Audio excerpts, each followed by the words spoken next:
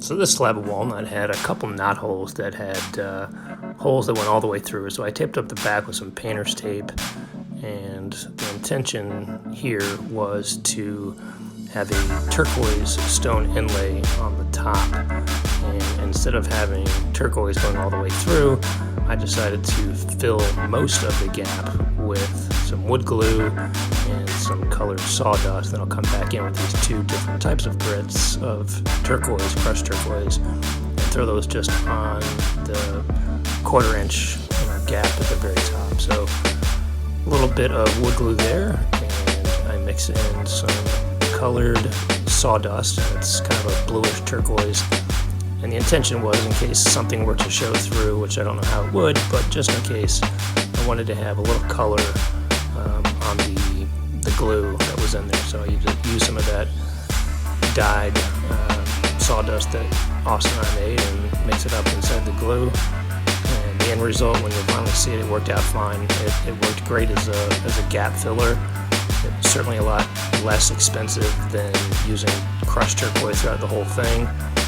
So I just carefully dropped it in. I had to do this process 3 separate times. Those crevices that go all the way through, there's just no telling where it goes inside the slab.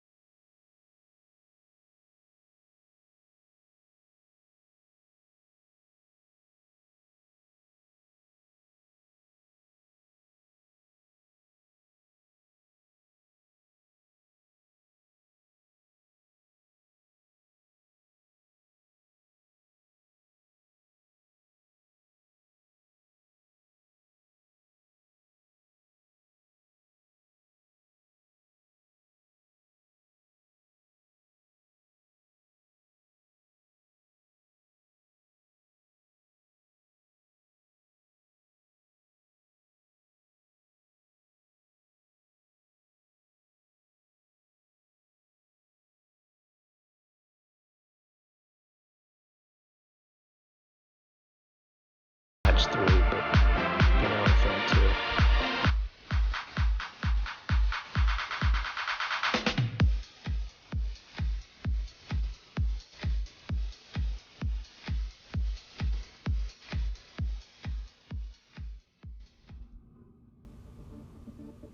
And you can even see there gravity starting to do its thing. So that's the end of batch 1. You can see how deep those crevices still are.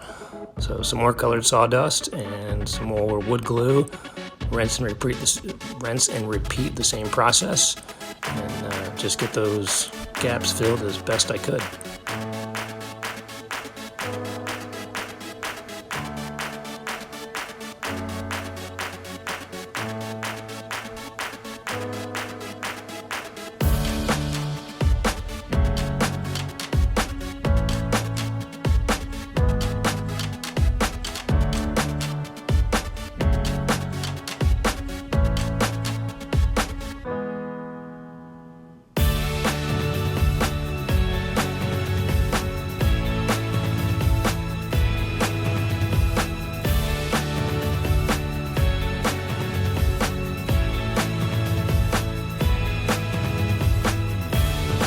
Was just more of a patience game, making sure that the glue settled in where it needed to settle in, and it was well taped on the backside. So it was just a matter of a guessing game of figuring out how much glue I was going to have to use, and eventually I got there after 3 coats. But like I said, I filmed the first 2, but the third was no different than these first 2.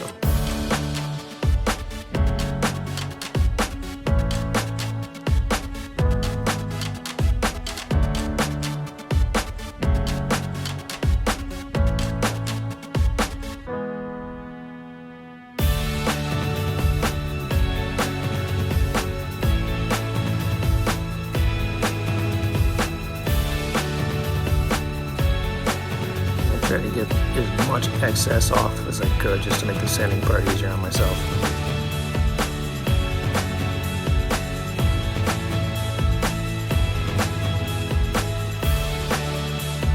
There's step 2. And then on to my favorite part, sarcastically speaking, is on to the sanding.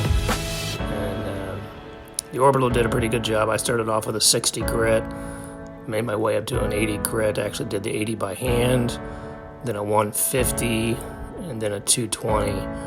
And once I got it all sanded down, the glue, wood glue, and sawdust worked exactly the way I wanted it to, and I was very, very pleased with the outcome.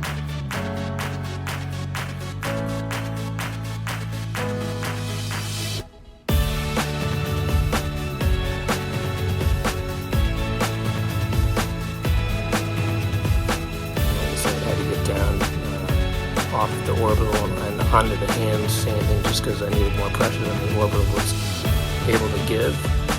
And once all the sanding was done, I took out some precision tools and got the depth to a consistent height of in between an 1/8 and 1/4 of an inch. And the only reason for that was so I could have a smooth finish on the stone inlay. And these precision tools did a great job of removing the glue with ease, and then you kind of manipulate a little bit because it was a little bit malleable. You can see I just kind of press it here a second and get depth pretty much the same all the way across, and it was time to throw the stone in.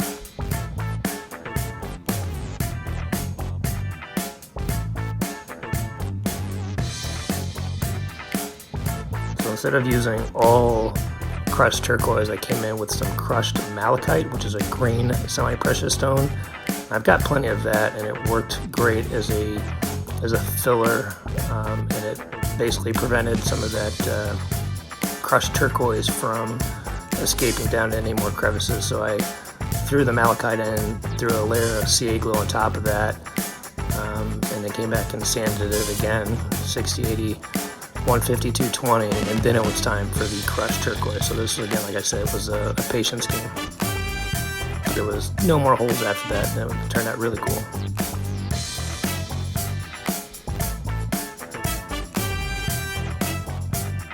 And then finally, it was time for the crushed turquoise, and I've got two different, I guess they're granular sizes. I don't know what the millimeters are, but one is little pebbles, and the pebbles get into the bigger areas, and then I come back in with a very fine powder, almost like a sand, on top of that to make sure that all the crevices are filled. But the same process. It was throw the bigger grit in, throw the real fine grit on top of the pebbles, CA glue on top of that, let it set up, and then, more sanding. Seems like we're always sanding.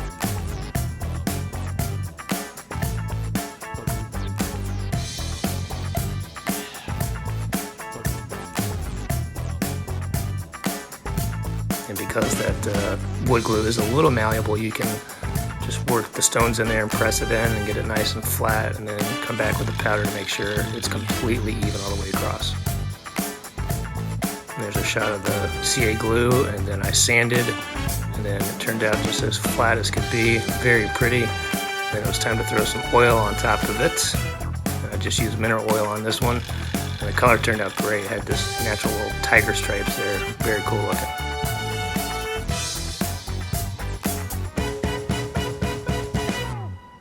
And then instead of throwing some hairpin legs on, which would have been an easy thing to do, I wanted to do something a little unique, so I routed out some leg holes, and I'm not exactly sure what the finished product's going to be for the legs, but I think I'm going to use some reclaimed wood, and you can see I'm going to have a couple dowels in each leg, and that'll be the second video.